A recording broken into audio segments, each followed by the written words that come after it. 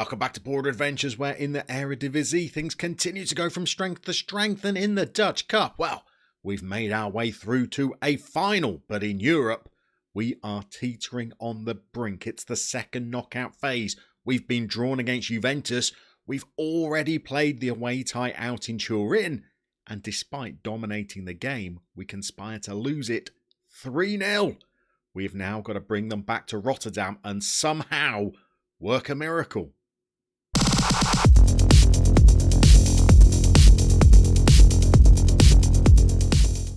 Admittedly, being drawn against Juventus so early on in the knockout rounds of the Europa League was not ideal, but we were the masters of our own downfall in this game. They scored after just 40 seconds through a near-post header before we'd even touched the ball.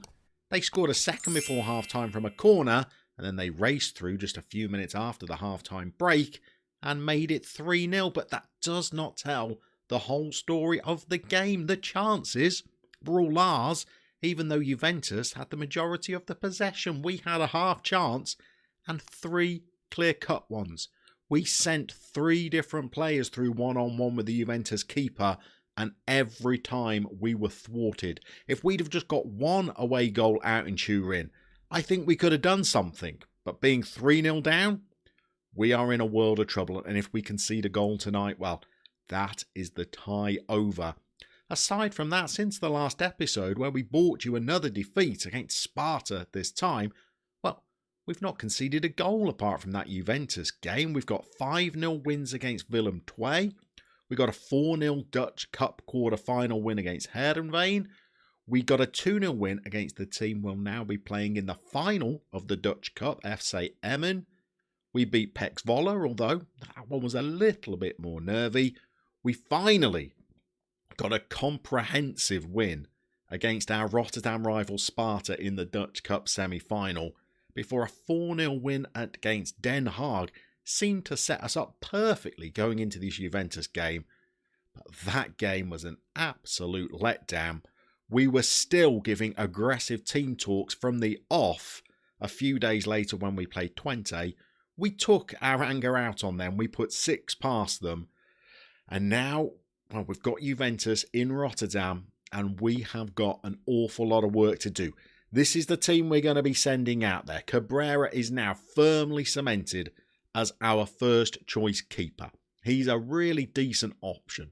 We have got no Van Hoon, who, even though we only signed him in the summer, is now already attracting interest from some pretty big clubs. Aside from being perhaps a little bit sluggish when it comes to his pace, he's pretty good. We're going to play Murga, our on-loan Real Madrid player, as our right back. He loves to bomb on. He's been pretty good this season. Llama is now becoming an absolute warrior-like figure for us. He's on an average rating in the Dutch top flight of 7.40. He's an absolute marvel. Alongside him, Ard Schmidt, who, during the transfer window in January, wanted to leave, asked for a transfer. We've said no. He's just about regained his good morale now. And he's going to be playing as our right-sided centre-back. This guy continues to lead the Dutch Eredivisie in terms of average rating. He's played 23 games, is still averaging above an 8. He's now got 7 goals, plenty of those being free kicks. He's got 6 assists as well. As marine animals go, he's an absolute trooper. Muesli, by the way, now has fully settled into life as being a defensive midfielder.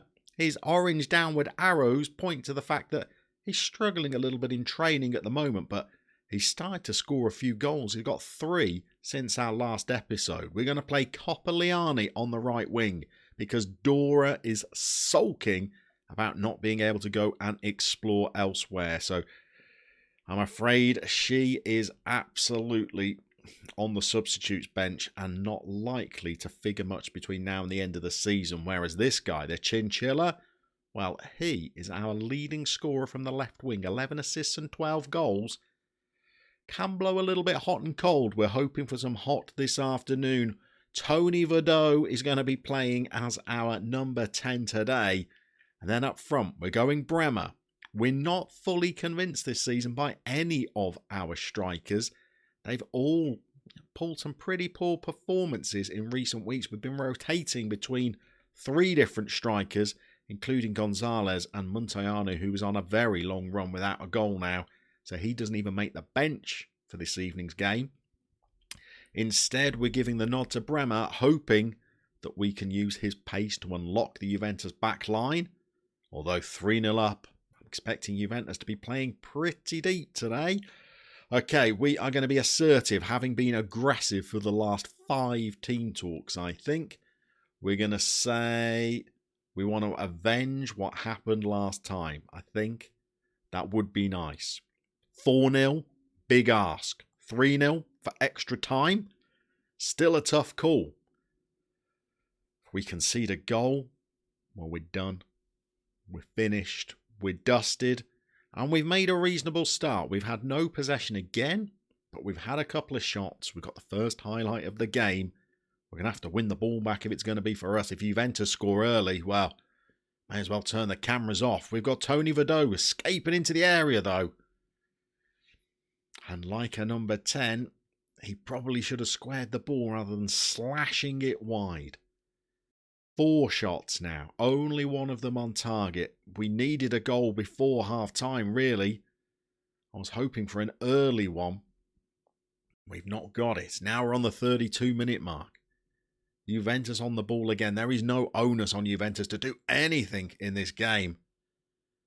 They can just slowly pass it between themselves. If they work an opening and score, well, the ref may as well blow up. We've won it. Okay, well, at least we're showing a little bit of tenacity. What have we got now? We got the Chinchilla. We got Ott. Thought he was going to go over the top. He hasn't. He's brought in the left back. Now he's gone long. Okay, can we get a ball in? Oh, we can, but there's no finish on the end of it. He had 2 men around him. And we look like we are not going to be able to get this breakthrough before half-time. Can we get it on the stroke? We can't. And you know what team talk that means. We're going to have to go aggressive. And we need to find 3 goals in the second half just to force full time. And Bremer, or extra time rather. Bremer's on a 6.4, which is really not what we need. We're going to have to go attacking. We're going to have to play with extra width, overlaps, try and force the ball wide. I don't think we can push up any further. We're going to try and put them under more pressure. 3 goals in the second half. It's not going to happen, is it? We're demanding more from the absolute outset. Can't even get 1 goal here, never mind 3. We're going to have to make changes straight away. Vidot is done. We're bringing on Gonzalez. We're going to go with a 4-4-2. We're going to have to see whether we can at least drag 1 back. At least give the fans something. They've got the ball. That's not what you want. This is looking like our exit from Europe in our last season of Border Adventures. We've at least hacked it clear, but not far. We've got 2 up front now. You'd want a striker to be chasing that down. Gonzalez has. Is he going to square it? The form that Bremer's in, probably he shouldn't. He's gone for goal. They always go for the keeper's near post. You want it to fire across the keeper. They never do that. And we've only got 25 minutes, a little bit more, to try and find a breakthrough, but it is not looking like we are going to be able to break Juventus down. When you're looking for goals, well, you don't want to come up against an Italian defence, and you don't want to come up against a goalkeeper who's having a strong game. We've got one into the box, and again, easily dealt with. We're going to go very attacking. We're also going to give a shout. We're going to tell them to get creative. It's inspired them. We've got a corner.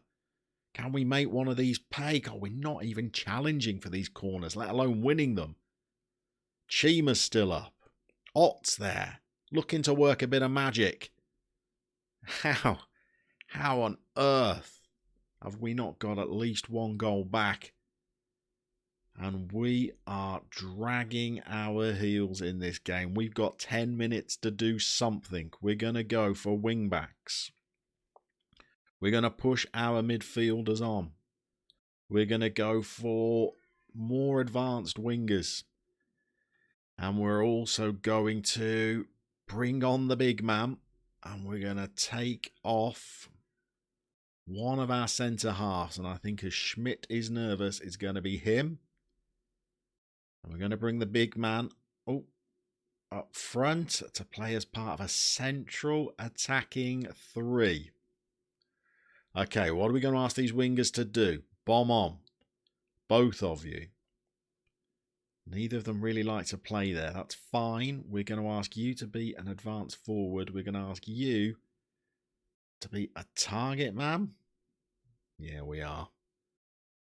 And now, well, this is just a Hail Mary play. We're looking for absolute miracles. Can we give one more shout out?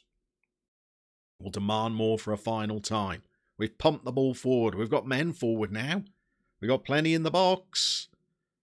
This tactic has let us down a little bit. That's a good challenge. Copoliani's in. That's not a good ball, is it? And this turns out not to be our highlight. It's a counter-attack. And if they pop this in, we are finished. We've still got 8 minutes. A goal now. Goal now. It's not happening. It's not happening. We can't get the shouts out fast enough. Juventus have come. And they have absolutely stonewalled us. Oh, and that is one of our better opportunities of the game. He's had a couple. He's 6'5". I know he's a number 10, but he's a 6'5" striker. He's nodded one over the bar, one straight at the keeper. And this is the end of the European campaign, Llama.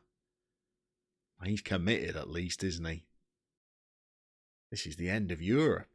I thought we could have gone a bit further in this competition, but when we pulled Juventus in the first knockout round, I thought that was going to be a toughie. The team I wanted to pull was Luzerne. I thought that might be a nice storyline. I think they're going out as well. Lille went out in the group stages. I was looking to see if Stuttgart were in there as well. They were not. That, I'm afraid, is yet another aggressive team talk for us. We're out of Europe. We've still got 2 competitions to play for. And I don't think it's going to be an awful long gap between these episodes because we are coming back for the very next game against Ajax. And if we could beat Ajax, which after whimpering our way out of Europe against Juventus is not a given, but if we were to beat them, we will not see the ticker tape fall, but we will be declared all but champions. Champions in waiting. Look what the gap will be if we could beat Ajax. We would move on to 75 points. They'd remain on 57. That's an 18-point gap with 18 points still left to play for, with 6 games left of the season. But look at the goal difference. I mean, we're already, 29 goals clear of them. If we were to beat them, that would be stretched to at least 30. You're looking at us losing our last 6 games and having a 30-goal swing against Ajax. And when you look at our last 6 fixtures, considering we've only lost 1 all season, I think we're going to pick up a point somewhere.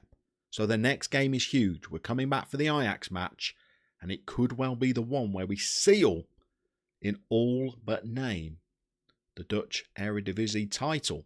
And seeing as we couldn't get a European victory in our final season, well, a league triumph, I think, now becomes increasingly important. Thank you for watching along. Thank you for everybody that chooses to leave likes on these videos.